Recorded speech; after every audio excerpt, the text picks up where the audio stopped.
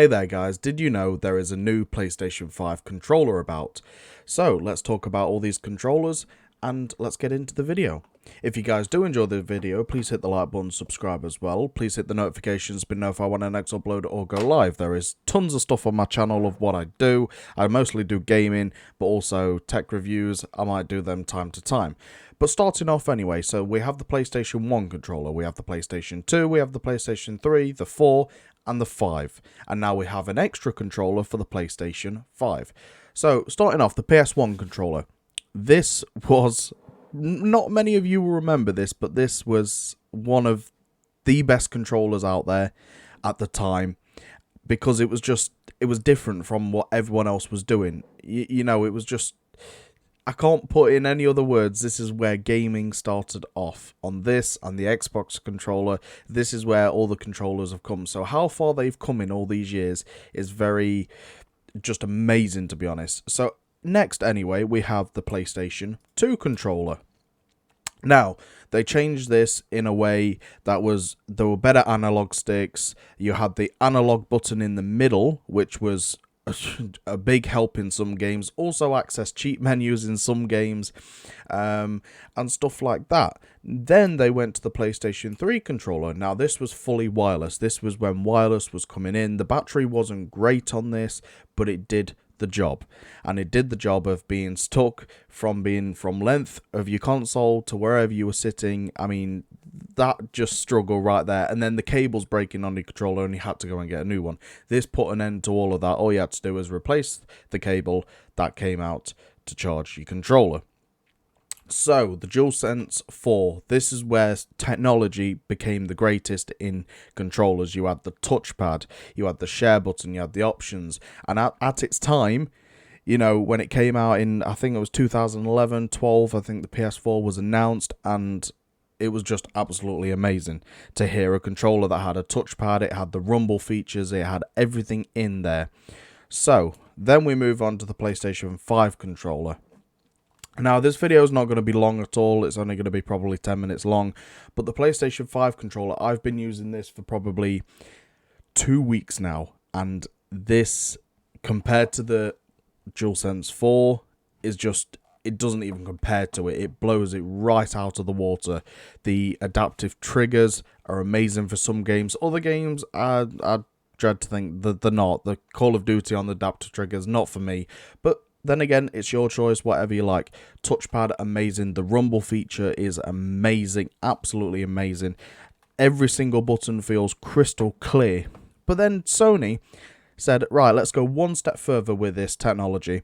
And they said, let's try and go for a controller that's like the Elite Series 2, but even better. So they came out with the DualSense Edge. And this is now available to buy. Don't forget, it is very expensive. And it's really expensive. It's £209, which is half of what the PlayStation 5 costs, which is just, it's very pricey, but the technology is what you've got to remember. So let's watch this quick video on it, and let's see what we all think. They're not connected to my headphones. Give me a minute, I'll be back. Right, here we go. DualSense Edge wireless controller. Get in the gameplay. So yeah, it's got customizable controls. So what it does is any single button on here you can change to whatever you want, which is a bit like the Elite Series X. You can do that, but not as far as you can take this. You can even disable buttons. So if you don't want to misclick these tiny buttons on here, you can disable that and it will not work. And then all you have to do is hit the button at the bottom, or the buttons at the bottom. You hold it down and you can change to another profile you've got. So it's also got these customizable analog sticks, so you can change them, which is really cool. You've got your function buttons at the bottom, as well as triggers on the back, which is exactly like the Elite Series 2 controller, but even better, because it's got the PlayStation 5 technology. The technology in this controller blows away the Xbox Elite Series controller any day of the week. So anyway, you can change them to whatever button you want, which is just crazy. Adaptive triggers and now dead zones. This is what the Elite Series controller basically had over the PlayStation, is the dead zones. So you're still going to get your adaptive triggers on the dead zone, but you can set your dead zone to wherever you want to have it. So if you want it to stop there, it will stop there. If you want it to stop all the way down, it will stop all the way down, just as normal.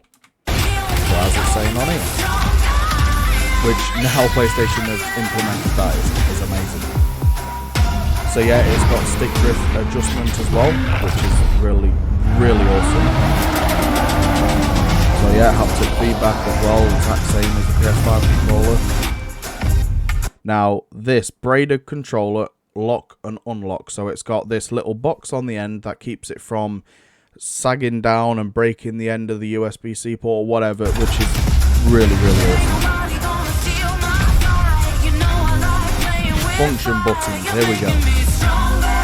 So you can quickly choose up to 30 customizable programs that you want to use. So you just hold it down, you click it, and also you can use them to adjust your volume, your headset volume, and everything like that. Adjustable audio with one click, you know, it's just amazing. And then it comes with this hard case with everything in, which I think the design is a bit more like the Elite Series one, but obviously it's got PlayStation logo on it. I mean, to be honest, there's nothing wrong with this controller. There's nothing I can see. I'm going to have to get one. I'm going to have to test it out. And it is going to be expensive, but it's going to be worth it, I think.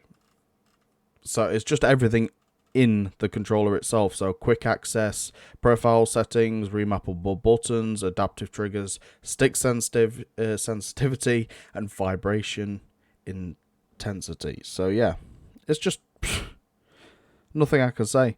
You can have both controllers on a charging dock from PlayStation. You can buy that, as well as the Pulse wireless headset.